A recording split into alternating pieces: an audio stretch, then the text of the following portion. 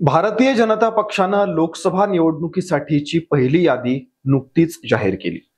लोकसभा निवडणूक 2024च्या दृष्टीनं आघाडी घेत प्रत्यक्ष निवडणुका जाहीर होण्यापूर्वीच 40-50 नव्हे तर तब्बल 195 उमेदवार पहिल्याच झटक्यात जाहीर केले.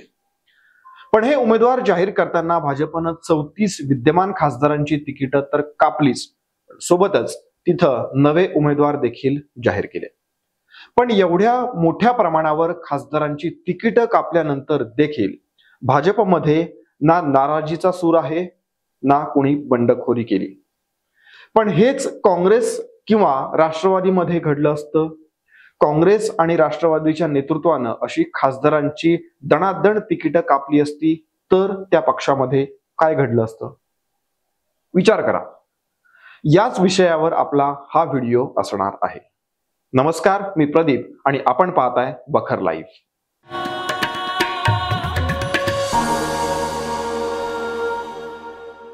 लोकसभा निवडणुकीसाठी पहिली यादी जाहीर करून आघाडी घेतली आहे देशातल्या सर्वात मोठ्या पक्षानं म्हणजेच भाजपनं.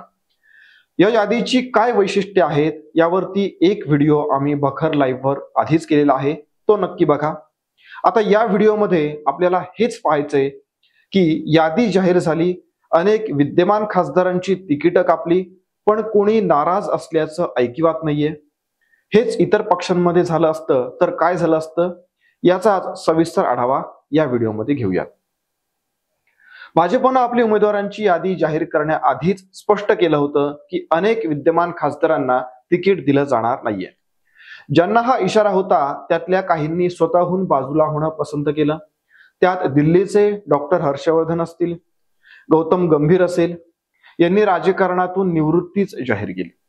पण हे इतर कोणत्याही पक्षामध्ये गेले नाहीत. ही तर 1-2 उदाहरणं झाली. पण पहिल्या यादीचा विचार केला तर तिकीट नाकारलेले एकूण 34 खासदार आहेत. त्यापैकी कुणीही नाराज असल्याचं दिसत नाही की इतर कोणत्या पक्षात जाणार असल्याचं ब्लॅकमेलिंग नाही. आता हेच जर इतर पक्षांमध्ये झालं असतं तर, उदाहरणादाखल काँग्रेस आणि राष्ट्रवादी बघूया. या ठिकाणी बंडखोरीची समांतर व्यवस्था निर्माण झाली आहे की काय असा विचार मनात येतो. अनेक राजकीय घडामोडी पाहिल्या, आपल्याला तिकीट मिळणार नाही याचा अंदाज आला की लगेच पक्ष बदल हाच ट्रेंड काँग्रेस आणि त्यांच्या समविचारी पक्षांमधल्या नेत्यांमध्ये दिसून येतो. बंडखोरीची अशी समांतर व्यवस्था ही काँग्रेस आणि राष्ट्रवादीचं राजकीय व्यवच्छेदक लक्षण बनली आहे. हे लक्षण भाजपच्या विशिष्ट राजकीय प्रणालीच्या बांधणीतून तयार होणं आणि दिसणं अवघड आहे.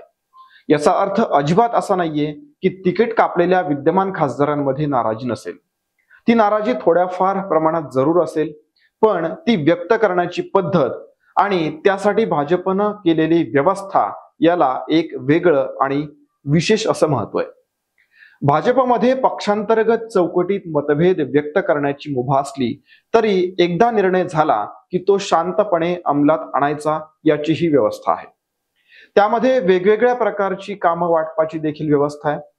त्यामुळे तिकीट कापलेला खासदार एकदम काम नसलेला होऊन जातो अशी बिलकुलच स्थिती येत नाही. उलट त्याची दुसरी राजकीय व्यवस्था करण्याची व्यवस्था ही पक्षानं आणि संघ परिवारानं तयार केलेली आहे किंवा असते. त्याचाच एकंदरीत परिणाम म्हणून भाजपमध्ये काँग्रेस किंवा राष्ट्रवादी सारखी बंडखोरीची लाट पसरत नाही किंवा फेरबदल करताना त्याचा फारसा आवाज होत नाही. काँग्रेस आणि राष्ट्रवादीमध्ये तिकीट देण्याची व्यवस्थाच विशिष्ट प्रकारची किंवा कदाचित सदोष असावी आणि त्यामुळेच बंडखोरीचा एक ट्रेंड तिथं वर्षानुवर्ष आपल्याला पाहायला मिळतो. मागच्या 7-8 वर्षांमध्ये तर हा ट्रेंड अधिक प्रखरपणे दिसायला लागलेला आहे. भाजपने वेगवेगळ्या राज्यांमधल्या 34 खासदारांची तिकीट एका दणक्यात कापली, पण त्याचा मूळ आधार पक्षातल्या कुरघोडीच्या राजकारणापेक्षा खासदारांच्या परफॉर्मन्स पासून ते वेगवेगळ्या राज्यांमधल्या नव्या राजकीय आव्हानानुसार फेरबदलाच्या आवश्यकतेपर्यंत राहिलेला आहे. सगळ्यात पहिल्यांदा तेलंगणामधली स्थिती काय आहे ते बघूयात. तेलंगणातल्या 9 जागांसाठी भाजपनं उमेदवारांची नावं जाहीर केली. त्यात 1 दिवसापूर्वीच पक्षात दाखल झालेल्या बीबी पाटील यांचा देखील समावेश आहे. बीबी पाटील हे 2014 आणि 2019 मध्ये जहिराबाद मधून खासदार राहिले आता त्यांना त्याच जागेवरून भाजपनं संधी दिलेली आहे. तेलंगणामधल्या एकूण 17 जागांपैकी भाजपनं 9 जागांसाठी आपल्या उमेदवारांची नावं जाहीर केलेली आहेत. यामध्ये बीबी पाटील यांच्याशिवाय पी भरत यांना नगर कुर्नूल मधून संधी दिली आहे. त्यांच्या वडिलांनी काही काळापूर्वी भाजपमध्ये प्रवेश केलेला आहे. म्हणजेच आयारामांना इथं संधी देण्यात आलेली आहे. आसाम मधून कोणाचं तिकीट कापलं बघा. आसाम मधल्या लोकसभेच्या 11 जागांसाठी भाजपनं उमेदवार जाहीर केले. यातले 6 उमेदवार विद्यमान खासदार आहेत, तर उर्वरित 5 नवीन चेहरे आहेत. सिलचरचे विद्यमान खासदार राजदीप रॉय यांचं तिकीट कापून परिमल शुक्ला वैद्य यांना उमेदवारी देण्यात आलेली आहे. स्वायत्त जिल्हा आणि राखीव जागेवरून विद्यमान खासदार होरेन सिंगबे यांचं तिकीट रद्द करून अमरसिंह टिसो यांना उमेदवारी दिलेली आहे. गुवाहाटीमधून राणी ओझा यांचं तिकीट कापून बिजुली कलिता मेधी यांना उमेदवारी देण्यात आलेली आहे. तेजपूर मधून रणजित दत्ता यांना तिकीट दिलेलं आहे. इथून विद्यमान खासदार पल्लभ लोचन दास यांचं तिकीट कापलेलं आहे. दिब्रुगडचे विद्यमान खासदार रामेश्वर तेली यांना हटवून केंद्रीय मंत्री सर्बानंद सोनोवाल यांना तिकीट देण्यात आलेलं आहे.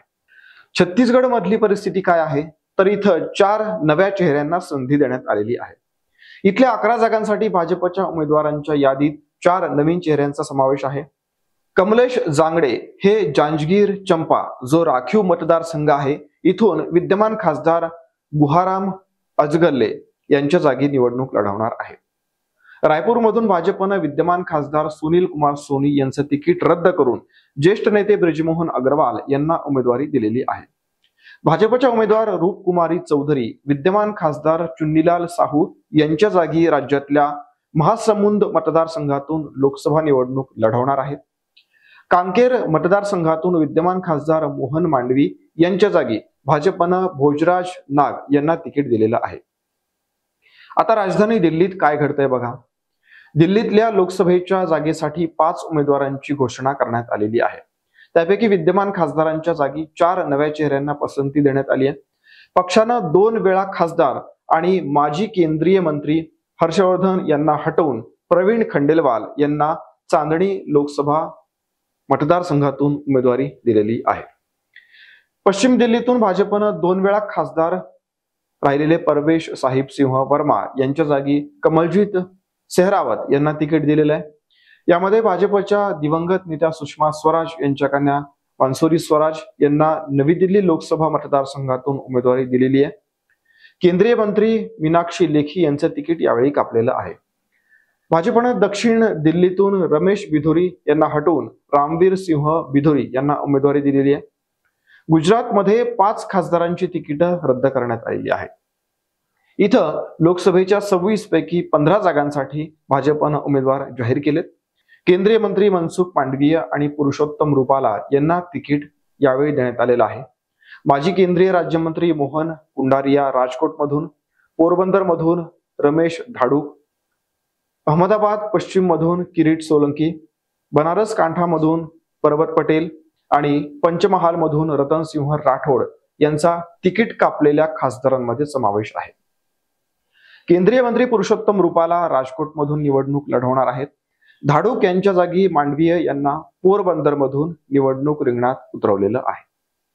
अहमदाबाद पश्चिम या राखीव जागेवर किरीट सोलंकी यांच्या जागी भाजपनं दिनेश मकवाणा यांना, तर पंचमहाल मध्ये विद्यमान खासदार रतनसिंह राठोड यांच्या जागी राजपाल सिंह जाधव यांना तिकीट दिलेलं आहे. झारखंडची स्थिती बघूयात. झारखंडमध्ये जयंत सिन्हा यांच्यासह कोणत्या खासदारांची तिकीट कापलेली आहेत. झारखंड मधल्या 14 पैकी 11 जागांसाठी उमेदवारांची नावं जाहीर करण्यात आलेली आहेत.